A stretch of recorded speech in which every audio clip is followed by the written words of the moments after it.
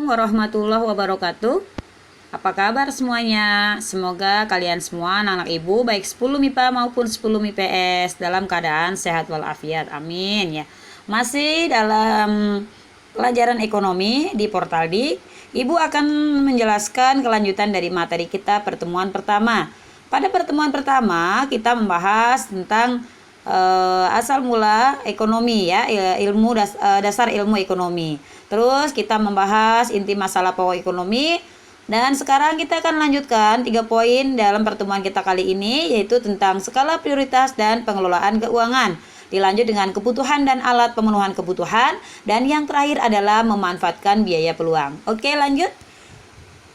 Anak-anak, dalam skala prioritas dan pengelolaan keuangan, kita perlu menentukan prioritas utama ya dalam pemenuhan kebutuhan. Artinya, apabila kita mempunyai banyak keperluan atau kebutuhan ya, kita harus utamakan yang paling penting dulu.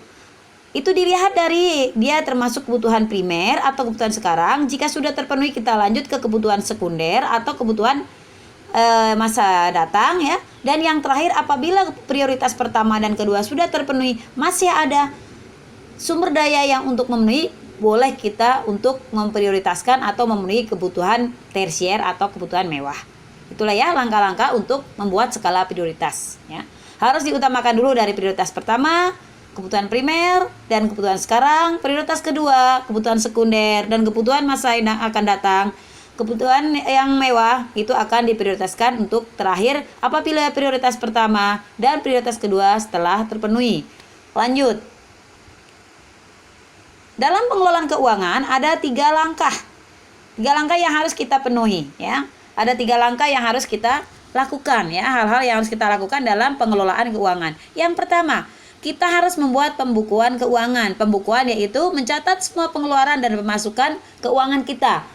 Tujuannya supaya kita tahu keuangan kita keluar untuk apa dan dapat pemasukan berapa dalam 1 bulan. Langkah yang kedua yaitu memonitor dan mengevaluasi secara berkala laporan keuangan kita. Memonitor berarti memantau. Nah, mengevaluasi secara berkala artinya kita mengevaluasi secara bertahap. Misalnya per minggu, per 3 hari, baru 1 bulan ketemu. Nanti tahu, oh ya, setelah dievaluasi pengeluaran saya banyak untuk kebutuhan ini. Bulan ini saya banyak misalnya karena sakit untuk berobat. Bulan ini misalnya menabung. Bulan ini banyak keperluan yang mendadak atau urgent seperti itu. Dan langkah terakhir dalam pengelolaan keuangan yaitu dengan cara menabung. Membiasakan diri menabung sejak dini. Anak-anak, kalian sekarang sudah SMA. Pernahkah kalian mengingat waktu kalian masih sekolah TK atau SD atau SMP yang baru saja kalian lewati, kalian kadang menabung, atau orang tua kalian yang sudah menyiapkan tabungan dari kalian kecil untuk nanti kalau kuliah. Nah, mungkin kalau SD, SMP, SMA belum terlalu banyak biaya besar ya, walaupun pasti namanya sekolah memerlukan biaya. Ya, akan tetapi belum seperti kalau kita kuliah ya. Kalau kuliah banyak biaya yang harus kita keluarkan. Nah, itu membiasakan kita menabung sejak dini sangat penting dalam hal pengelolaan keuangan. Yang berikutnya adalah tentang kebutuhan dan alat pemenuhan kebutuhan ya. Kebutuhan dan alat pemenuhan kebutuhan. Yang pertama, kebutuhan itu tidak terbatas. Itu sudah kodrat manusia, bahwa manusia tidak ada batasnya, selalu kurang, selalu ingin itu, ingin ini ya. Tak terbatas. Akan tetapi kita kembali ke konsep awal bahwa kebutuhan itu memang tak terbatas, namun alat pemuasnya itulah yang terbatas. Maka kita memerlukan tadi menentukan skala prioritas, biar kita tidak salah langkah. Barang yang mana dulu yang akan kita prioritaskan. Sekarang lanjut ke kebutuhan dan alat pemenuhan kebutuhan. Yang pertama ya, kebutuhan yang tidak terbatas menyebabkan kita mengelompok-kelompokkan kebutuhan. Yang pertama, apabila jenis kebutuhan dilihat dari tingkat intensitasnya. Ada 3. Yang pertama, kebutuhan primer. Primer adalah kebutuhan pokok, yaitu sandang, pangan, papan, pakaian, makanan, dan tempat tinggal. Itu merupakan kebutuhan pokok. Yang apabila orang tidak dipenuhi, maka akan mengganggu kelanjutan hidupnya. Misalnya kalian tidak makan 5 hari, pasti akan lemes, bahkan meninggal. Kalian tidak punya tempat tinggal, tidur di kolong jembatan akan kedinginan. Terus kalian tidak pakai baju, misalnya ya, pasti malu. Nah, seperti itu ya. Dan kedinginan. Yang berikutnya, apabila kebutuhan dilihat dari berdasarkan subjek yang membutuhkan. Subjek itu berarti orangnya, pihak yang membutuhkan. Ada kebutuhan individu atau kebutuhan perorangan seperti makan, ya, tempat tinggal, pakaian tuh individu. Jadi semua orang butuh masing-masing. Dan ada kebutuhan kelompok, anak-anak. Kebutuhan kelompok yaitu seperti rumah sakit, puskesmas, kantor kecamatan, sekolah, terminal, stasiun, bandara, dan sebagainya. Yang berikutnya, apabila kebutuhan dikelompokkan berdasarkan waktu. Ada kebutuhan sekarang dan ada kebutuhan masa mendatang. Kebutuhan sekarang artinya kebutuhan saat ini, obat. Contohnya, buat orang sakit. Sekarang tidak bisa nanti. Misalnya orang tua kalian sakit. Misalnya ada orang sakit lah, jangan orang tua kalian. Asma misalnya. Kebutuhan si orang sakit untuk saat ini adalah obat. Dia nggak mungkin mau dikasih HP atau motor. Karena kebutuhan yang paling tepat untuk saat ini bagi orang yang sakit adalah obat. Orang yang sesak nafas, kebutuhan yang sekarang saat ini adalah oksigen. Lalu kebutuhan masa yang akan datang adalah kebutuhan yang dibutuhkan pada saat nanti. Pas misalnya gede, misalnya pendidikan, tabungan haji, asuransi, dan sebagainya. Lalu yang berikutnya, kebutuhan dibedakan menurut sifat pemenuhan kebutuhannya. Ada kebutuhan jasmani dan ada kebutuhan rohani. Kebutuhan jasmani artinya kebutuhan badan kita, fisik kita, makan, pakaian, ya, minum. Kalau rohani adalah kebutuhan yang dibutuhkan oleh batin kita, rohani kita. Misalnya musik, biar bahagia, ibadah, biar tenang, piknik atau jalan-jalan, biar senang. Itulah kebutuhan rohani. Yang berikutnya adalah barang dan jasa sebagai alat pemenuhan kebutuhan. Ya. Barang dan jasa sebagai alat pemenuhan kebutuhan dibedakan menjadi 6.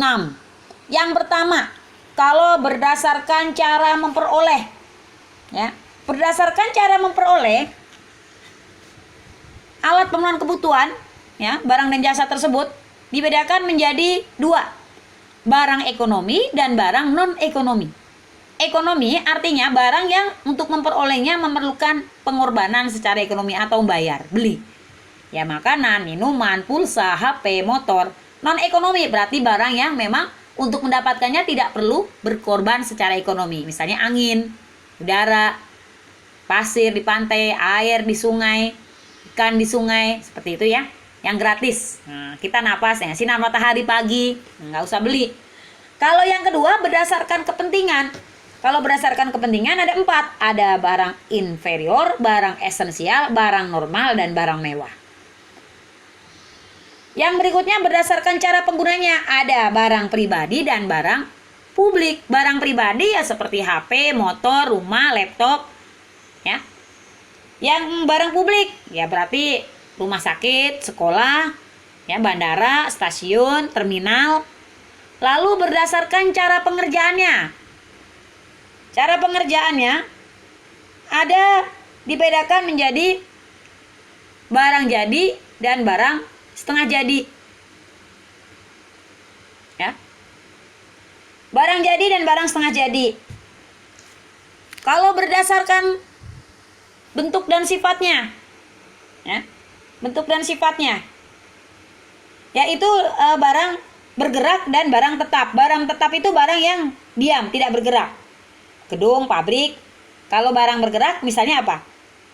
Yang apabila kita membutuhkannya barang tersebut untuk memenuhinya bisa dipindahkan, buah, sayuran, beras, dan bahan bakar. Itulah sekilas tentang alat pemenuhan kebutuhan barang dan jasa, ya. Sekarang kita lanjut ke barang dan jasa untuk kegunaan suatu barang. Kegunaan suatu barang dibedakan menjadi 4. Yang pertama, kegunaan bentuk. Bahwa barang tersebut akan berguna apabila bentuknya diubah. Contohnya, kayu lebih berguna apabila dibentuk menjadi lemari, kusen, pintu, jendela, ya, meja. Yang kedua, kegunaan tempat. Jadi barang tersebut bisa digunakan apabila tempatnya dipindahkan. Misalnya, pasir di pantai akan lebih bermanfaat apabila dibawa ke tempat bangunan. Terus apalagi misalnya apabila berpindah tempat, ya.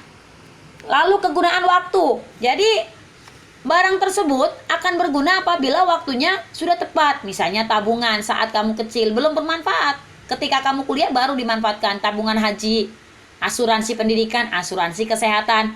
Terus kegunaan milik yang keempat. Jadi barang tersebut akan bisa bermanfaat apabila miliknya dipindahkan. Misalnya kita lihat laptop di toko laptop, atau iya banyak. HP di toko HP, iya. Motor di dealer, iya. Barang tersebut belum bisa kita gunakan kalau miliknya belum jadi milik kita. Nah, lanjut.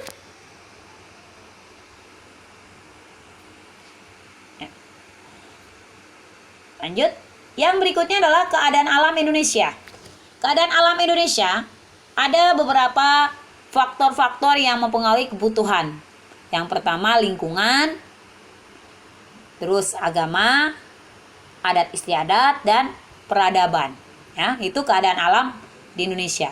Faktor yang mempengaruhi kebutuhan itu ada lingkungan. Lingkungan kita seperti apa? Misalnya kalian tinggal di perumahan yang mewah, yang kerjanya gajinya pada tinggi. Nah, kecuali sekarang corona ya, banyak yang kena dampak PHK.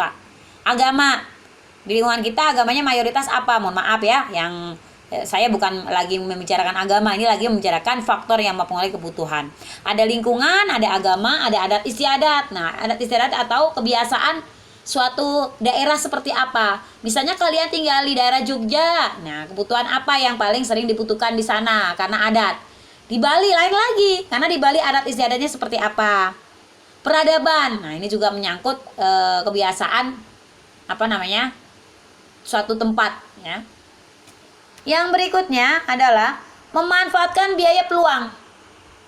Biaya peluang adalah segala sesuatu yang dikorbankan untuk mendapatkan sesuatu. Nah, biaya peluang yang dikorbankan untuk mendapatkan sesuatu. Segala sesuatu yang dikorbankan untuk mendapatkan sesuatu. Pengorbanan yang harus dilakukan ya, untuk kegiatan ekonomi ya, tanpa memperhitungkan kerugian karena dikorbankannya kegiatan lain. Jadi kita ngorbanin yang harusnya kita, misalnya kalau tidak mengambil kegiatan itu kita nggak harus keluar uang, kita harus keluar uang. Tapi nggak apa-apa karena itu pilihan kita. Ya misalnya saya biasa ngeles piano, dapat honor 150.000. Tapi saya ada kegiatan misalnya hiking atau jadi pecinta alam ke Gunung Merapi misalnya. Saya harus keluar atau daftar sebesar 200.000 untuk akomodasi untuk ikut kegiatan itu. Nah, saya kecuali harus mengorbankan uang untuk daftar ke Merapi 200.000, saya juga harus kehilangan pendapatan saya yang 150.000. Jadi, biaya yang kita bayarkan untuk ikut kegiatan ke Gunung Merapi disebut biaya peluang, karena pengorbanan yang harus dilakukan untuk melakukan suatu kegiatan tanpa memperhitungkan rugi. Rugi nggak kalau secara logika? Rugi. Tapi kenapa saya harus melaksanakan? Ya karena itu pilihan saya. Saya pengen jalan-jalan untuk kebutuhan batiniah saya, supaya senang, supaya happy ya. Yang terakhir ya, dalam memanfaatkan biaya peluang ya, ada yang namanya biaya sehari-hari dan biaya peluang. Kalau biaya sehari-hari itu muncul dari kegiatan apa yang dia lakukan. Misalnya biaya transportasi, biaya makan, nah itu namanya biaya sehari-hari. Kalau biaya pulang tuh muncul dari kegiatan lain yang tidak bisa dilakukan, nah yang tidak biasa ya dilakukan ya. Misalnya apa? Yaitu tadi, misalnya kita ke Merapi. Nah, misalnya saya ke Merapi harus mengorbankan pendapatan saya sebagai ngeles piano. Udah nggak dapat ngeles piano, kita juga harus mengorbankan biaya untuk ikut jalan-jalan ke Merapi ya. Seperti itu ya. Masih banyak contoh-contoh yang lain. Mungkin pertemuan Ibu kali ini agak panjang, mohon maaf karena memang materinya padat, kita ngebut ya. Padahal ini udah saya ambil yang penting-penting saja. Terima kasih. Wassalamualaikum warahmatullahi wabarakatuh. Jangan lupa kerjakan soal di US. Terima kasih.